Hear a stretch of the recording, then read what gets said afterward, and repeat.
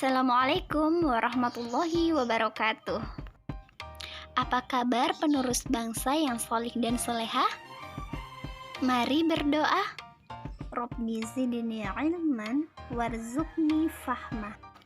Dan apakah orang-orang yang kafir tidak mengetahui bahwasanya langit dan bumi itu keduanya dahulu adalah sesuatu yang padu, kemudian kami pisahkan antara keduanya, dan dari air kami menjadikan segala sesuatu yang hidup.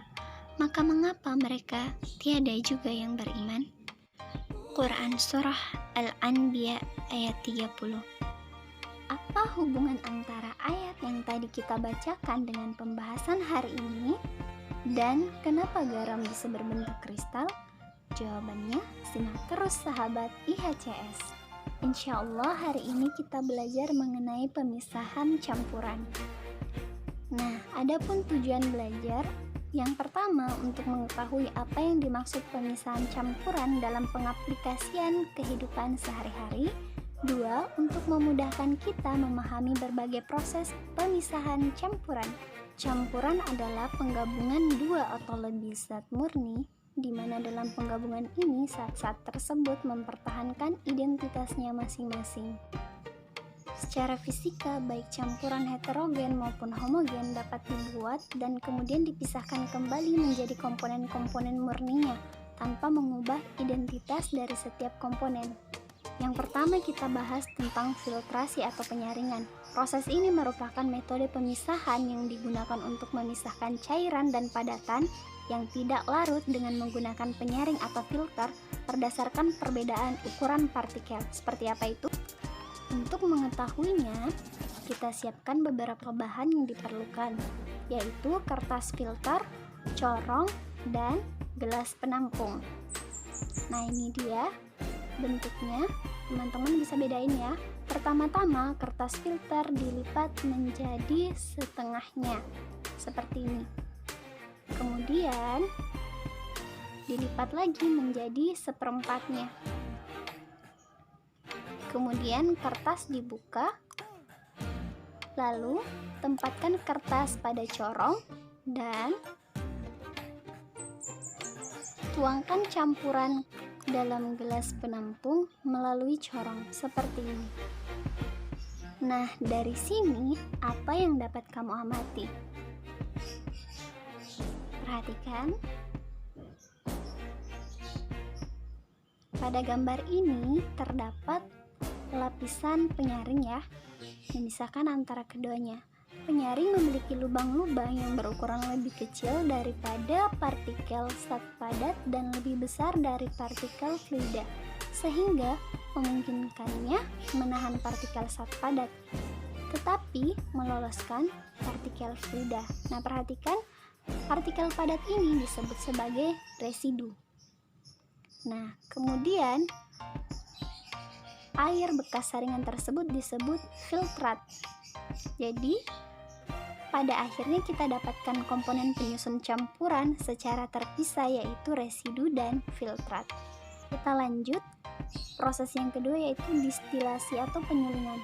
Proses ini merupakan proses pemisahan campuran dengan cara penguapan yang diikuti dengan pengembunan.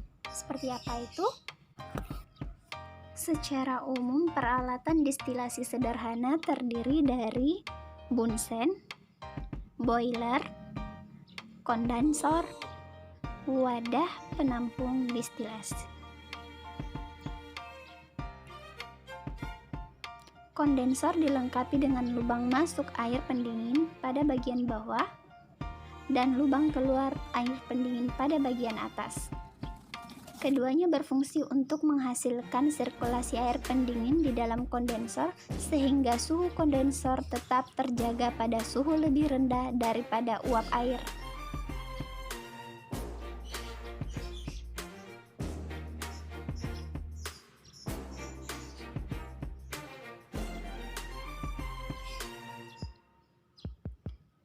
Pada boiler dipasang termometer untuk mengetahui kenaikan temperatur tiap saat. Saat mulai dipanaskan, suhu campuran mulai meningkat.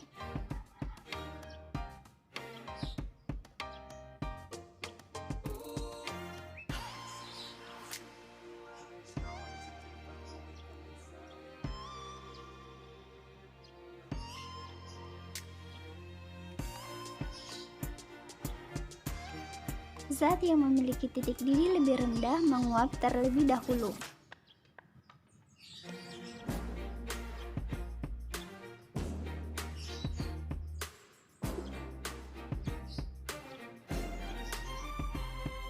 Dialirkan menuju kondensor. Di sini uap diinginkan oleh air pendingin agar mengembun menjadi titik didih cairan.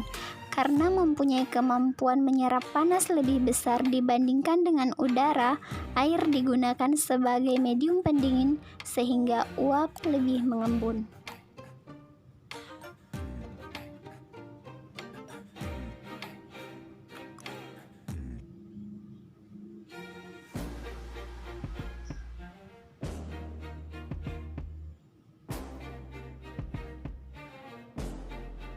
Kemudian titik-titik cairan tersebut ditampung di dalam wadah penampung.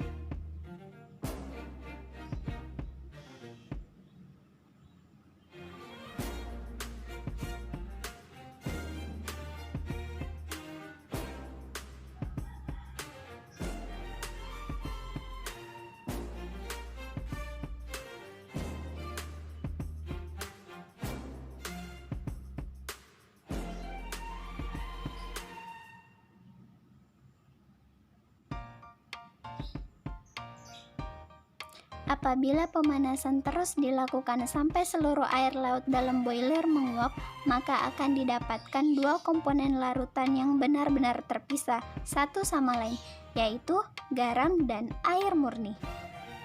Menurutmu, apakah air hasil destilasi aman untuk dikonsumsi? Selanjutnya kita bahas kromatografi, yaitu pemisahan berdasarkan kecepatan zat-zat terlarut yang bergerak bersama-sama dengan pelarutnya pada permukaan suatu benda penyerap. Langkah-langkahnya adalah membuat garis pada salah satu ujung kertas seperti ini.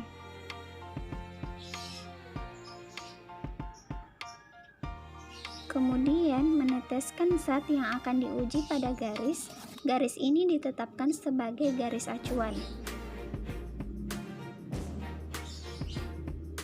Kemudian mencelupkan ujung kertas yang dekat dengan garis ke dalam pelarut. Kemudian mengamati dan menunggu beberapa saat.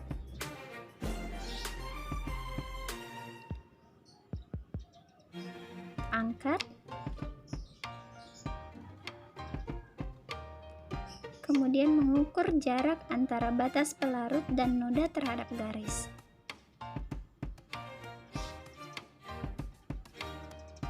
Kemudian membuat perbandingan antara jarak noda dan garis, disingkat dengan nama RF yang merupakan singkatan dari retardation factor atau dikenal juga sebagai retention factor.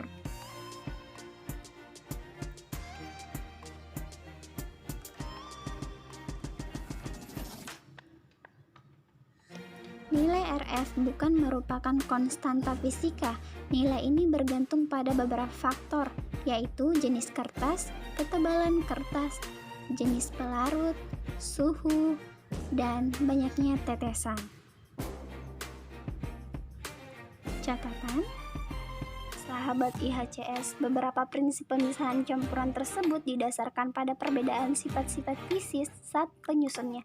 Di antaranya seperti wujud zat, ukuran partikel, titik leleh, titik didih, sifat magnetik, kelarutan, dan lain sebagainya. Selain proses pemisahan campuran tadi, masih ada beberapa proses pemisahan campuran. Di antaranya ada proses evaporasi, ada dekantansi, sentrifugasi, kristalisasi, ekstraksi, dan sublimasi, evaporasi, dan lainnya. Mari kita ucapkan hamdalah, alhamdulillahirrabbilalamin, syukron, jazakumullahu khair. Thanks for watching. Jangan lupa subscribe, like, dan komen.